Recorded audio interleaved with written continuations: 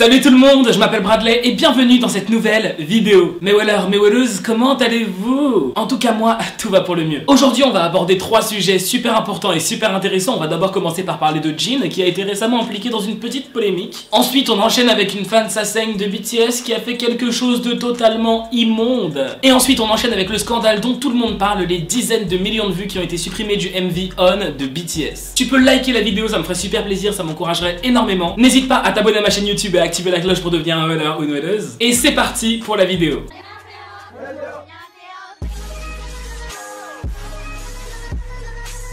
Comme vous le savez, BTS a comeback, ce qui signifie qu'en ce moment ils sont en période de promotion de leur album, donc ils font pas mal d'interviews. Mais puisqu'il y a une épidémie de coronavirus, je pense que vous êtes au courant, eh bien l'agence de BTS évite que BTS soit en contact avec des humains, ce qui fait que la dernière conférence de presse de BTS s'est passée en direct live sur YouTube. Le 24 février, BTS a donné une conférence de presse mondiale permettant à tous les médias du monde entier de venir et de poser leurs questions et aux ARMY d'assister à la conférence de presse. Sauf qu'un journaliste a posé une question qui a pas mal fait polémique, les ARMY étaient nombreux à dire qu'il n'aurait peut-être pas dû poser cette question, qu'elle n'était pas nécessaire. Pour vous résumer la question, parce que dans sa question il a rajouté beaucoup de détails dont vous vous en fichez totalement, mais pour vous la résumer, en gros, il a précisé que BTS c'est 7 membres, que RM avait déjà précisé que BTS c'est 7 membres, pas un de moins, pas un de plus. Le journaliste a continué en disant que Jin va bientôt devoir partir faire son service militaire, ce qui fait que BTS ne seront plus que 6. Ce journaliste termine sa question en demandant à BTS ce qu'il pense de l'enrôlement militaire et comment ils appréhendent l'avenir du groupe vis-à-vis de ça, sachant qu'il est inévitable que les membres de BTS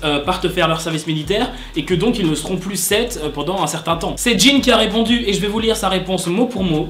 Je sais que beaucoup de gens sont curieux de ce sujet et tout ce que je peux dire c'est qu'aucune décision n'a encore été prise. Je crois que l'enrôlement militaire fait partie de mon devoir et je suis prêt à l'accepter chaque fois que le pays m'appelle. Si quelque chose se confirme, j'espère faire de mon mieux pour tout le monde. La réponse de Jin était assez simple dans le sens où il fallait qu'il réponde à la question mais il ne pouvait pas trop en dire non plus, donc il a fait de son mieux quoi. La question du service militaire pour BTS reste un sujet assez brûlant parce qu'on sait pas encore réellement comment ça va se passer pour eux et ça fait très peur aux ARMY parce qu'ils n'ont pas envie de voir leur groupe préféré inactif pendant plusieurs années.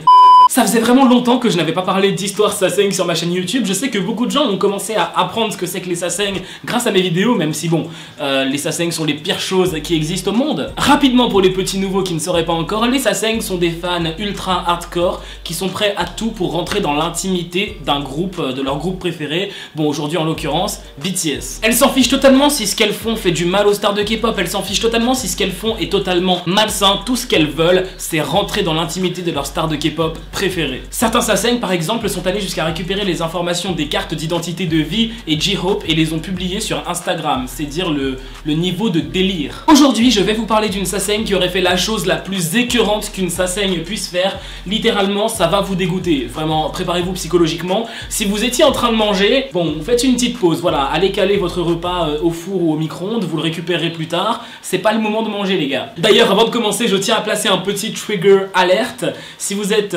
sensible ou facilement dégoûtable ça va être compliqué pour vous là. Donc allez voir une autre vidéo, il y en a plus de 200 sur ma chaîne, vous avez de quoi faire.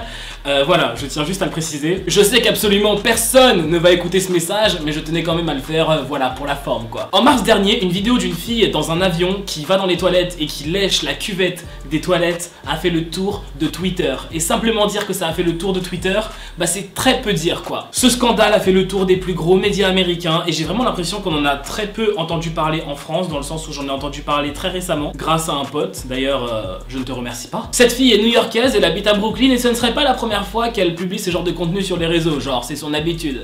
Chacun ses petites habitudes hein.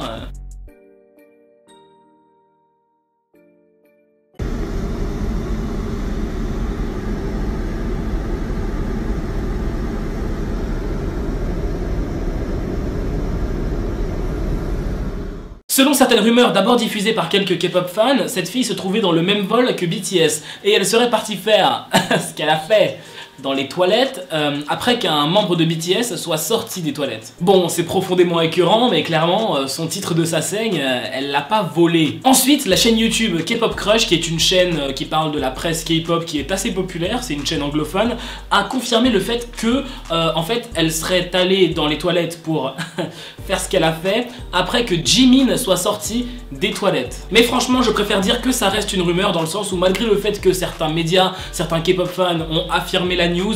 Voilà, j'ai aucune preuve, hein, je ne connais pas cette fille heureusement et je ne veux pas affirmer quelque chose dont je suis pas sûr à 2000% quoi. Dans les médias, j'ai pu trouver pas mal d'informations sur cette fille, notamment le fait qu'elle ne s'identifie ni comme étant un homme ni comme étant une femme. J'ai aussi pu trouver certains de ses tweets qui datent du moment où elle réagissait à tout ce scandale autour d'elle quand les vidéos d'elle en train de lécher la cuvette des toilettes ont popé sur internet. Je vais vous passer certains de ces tweets que j'ai trouvés. En haut vous avez le tweet original et en bas vous avez la traduction en français. Honnêtement, en lisant ces tweets, j'ai pas du tout l'impression qu'elle réalise qu'elle a juste détruit sa vie en faisant un truc pareil en fait, parce que ces vidéos, ces photos, ça a fait le tour du monde littéralement et j'ai carrément l'impression qu'elle s'en fiche éperdument. Ça m'a étonné hein, mais beaucoup de personnalités américaines ont réagi à ces photos et ces vidéos et comme tous les autres, ils étaient dégoûtés. En même temps, il y a de quoi. Ok, maintenant je voulais vous parler d'un truc qui m'a vraiment choqué et je pense que je ne suis pas le seul parce que vous êtes littéralement des centaines, des milliards à m'avoir envoyé cette information sur Instagram. Donc comme vous le savez, BTS a comeback et comme à chaque comeback, il y a plein d'armies qui vont passer des heures et des heures à streamer le comeback de BTS, le dernier MV de BTS sur YouTube. Pour lui faire battre de nouveaux records de vues, pour que le MV fasse beaucoup de vues, tout simplement aussi pour remercier BTS pour tout le travail qu'ils ont fourni, c'est la manière que les armies ont de remercier BTS et c'est génial. Sauf que YouTube a supprimé des dizaines de millions de vues sur le dernier MV de BTS, réduisant à néant le travail de beaucoup d'armies. Au début, on estimait les dégâts à 67 millions de vues supprimées sur On de BTS. Aujourd'hui, on est plus près de 100 millions de vues supprimées sur le MV On de BTS de la part de YouTube. 100 millions de vues, c'est totalement énorme, d'autant plus que ce n'est pas la première fois que YouTube supprime des vues sur un MV de BTS. Ils avaient fait pareil l'année dernière avec Boy With Love. Les armies ont commencé à se plaindre massivement sur les réseaux sociaux, expliquant à YouTube que les armies travaillent très dur pour BTS et que c'est vraiment c'est triste en fait pour eux de faire un truc pareil. Je veux dire, les armies ils regardent le MV pendant des heures, quand il y a des pubs au début du MV ils regardent les pubs en entier, ce qui booste le référencement de la vidéo. Un hashtag a même été créé, je vous le mets là, je crois que c'est le YouTube Bring Back 67 Million Views ou un truc comme ça. En français, rendez-nous nos 67 millions de vues.